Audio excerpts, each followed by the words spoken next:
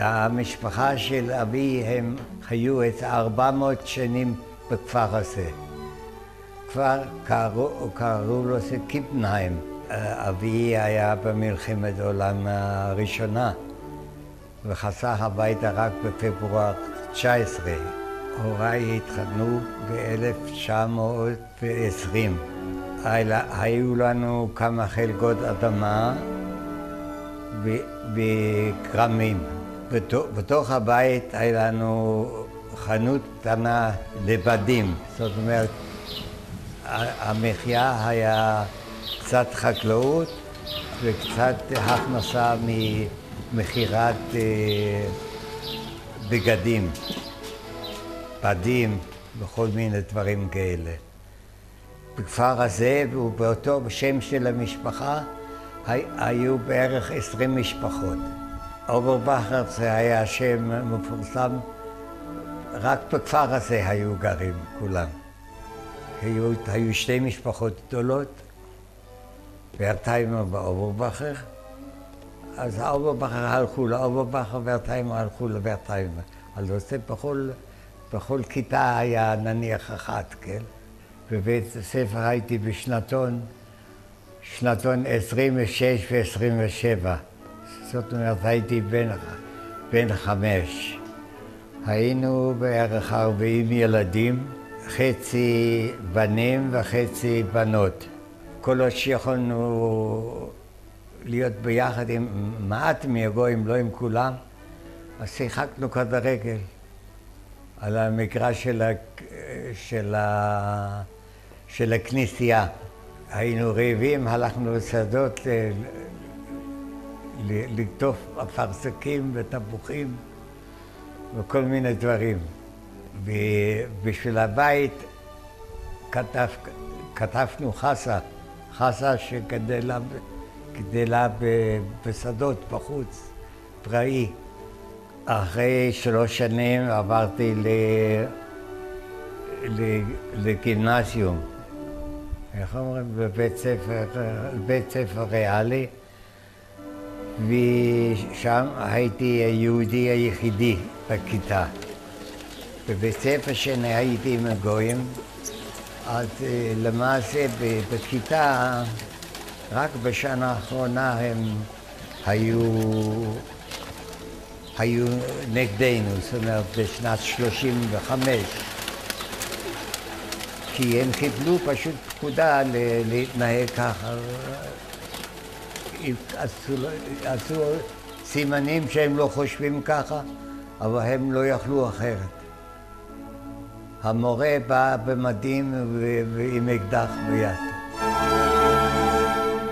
וככה היינו 3 ילדים יהודים בכיתה הזאת, שהייתה איזה 7-8 קילומטר מהכפר. למדתי כמובן רק 3 שנים, עד שסילקו אותנו מבית הספר.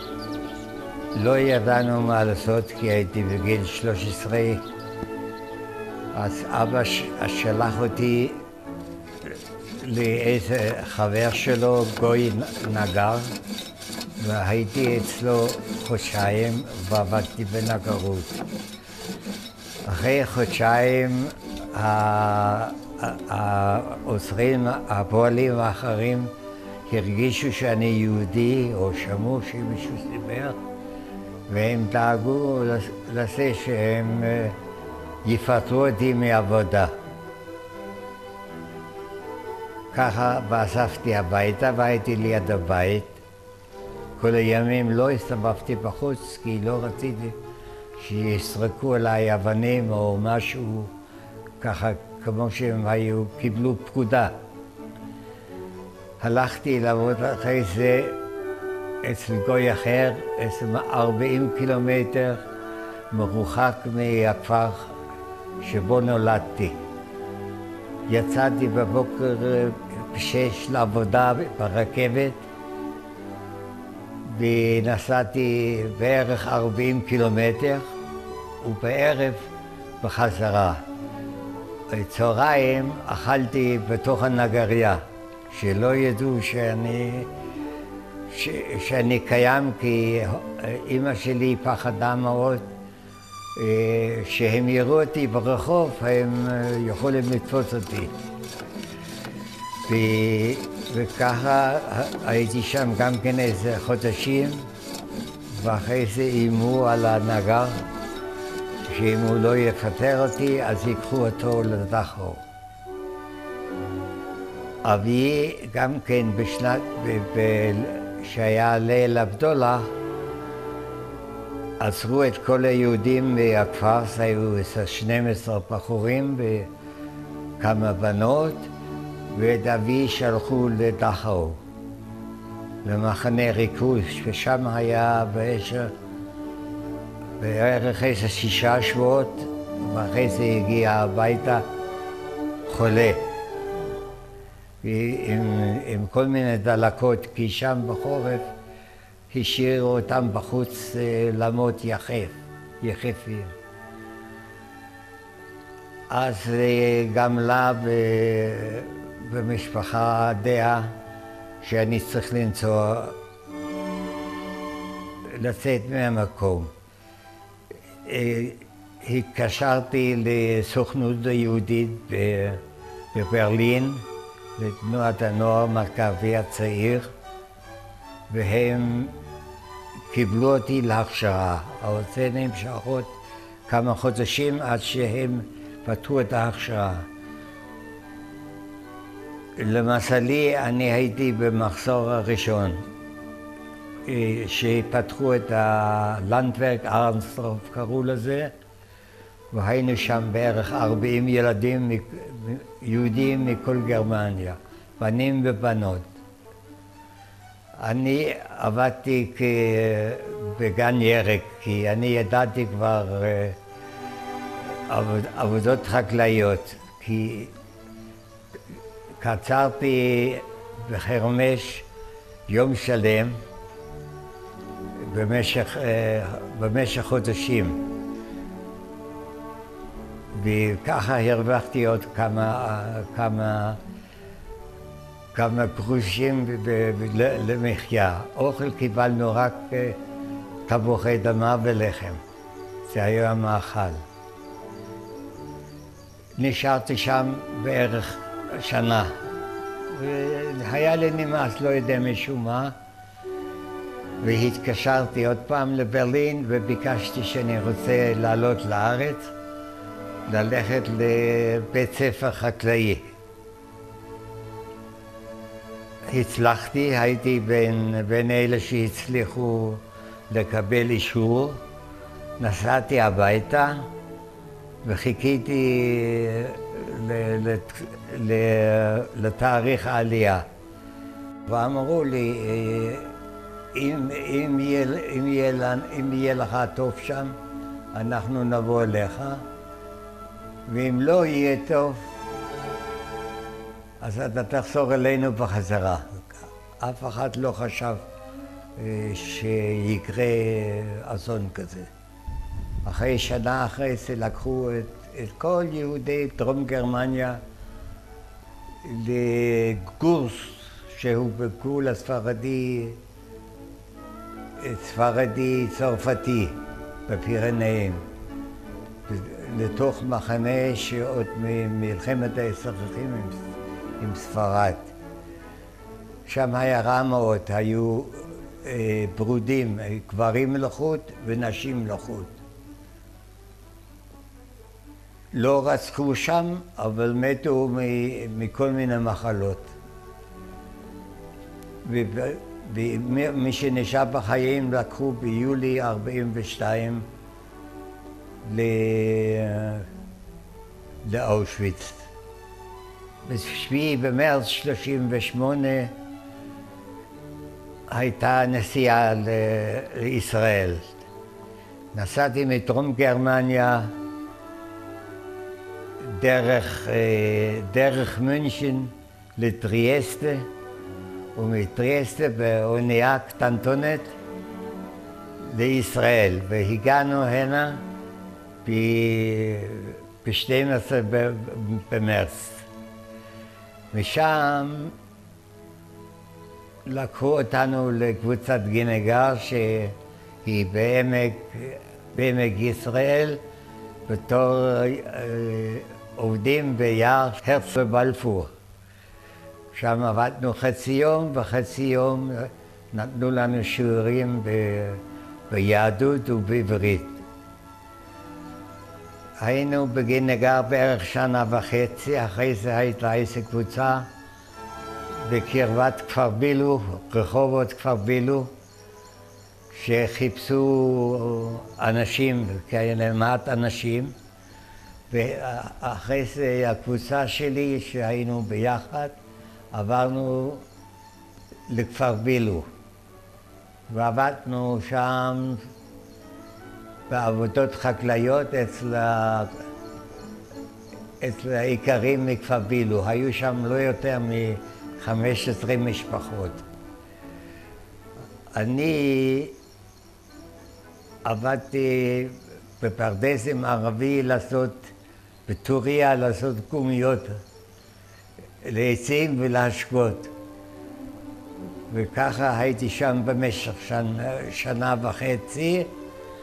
אחרי שנה וחצי החליטו שלא כדאי, הם רצו לקחת את המקום למחנה צבאי של אוסטרלים והודים. ככה נתנו אחרי זה לדגניה ב' שבעמק הירדן. קיפלו אותנו שם בתוך חברים. אני עבדתי בהתחלה בחקלאות, גם כן במספוא, יום יום לספק 8 עגלות חציר ועצף לפרות. אחרי זה בערך לקח שנה וחצי. לדאבוני חליתי אחרי זה, וכבר לא יכולתי לעבוד בעבודה חקלאית, ועשיתי קורס להנהלת חשבונות. פה עבדתי 35 שנה. אחרי 35 שנה עברתי למרססי דגניה, שבנתה מרססים נגד מחלות של הפירות, ושם 30 שנה. ככה עד שהגעת בגיל 80 הפסקתי לעבוד, וכעת אני נח. בהיותי עוד בגרמניה קנה לי אבי 2 זוגות יונים. הוא סידר לי שובח על עלי הדגק. ומאז, במשך 70 שנה, אני חובב יוני דור. שלחנו אותם למרחקים. אחרי שנת 48 קיבלנו אדמות בסביבת מושב כוכב, שהתבואה הייתה בשלה. היו צריך להביא לשם תמיד שקים למלא אותם בחיטה ובכל מיני דברים. כל בוקר שחררו 2 יונים והודיעו, תשלחו לנו שקים, תשלחו לנו חלק זה וזה. במשך חודש ימים, כל יום 2 יונים עם תשתורת. הם הגיעו מאילת לדגניה, מהגולן, בזמן הקרבות. החיילים שלחו יונים עם מכתבים שאני הודיע להורים שלהם שהכל בסדר. בשנת 1959 בא החבר שלי, סטף ורטהיימר, שזה כולם מכירים אותה. הוא בא וביקש ממני שאני אבוא איתו לנהריה להיות מנהל חשבונות.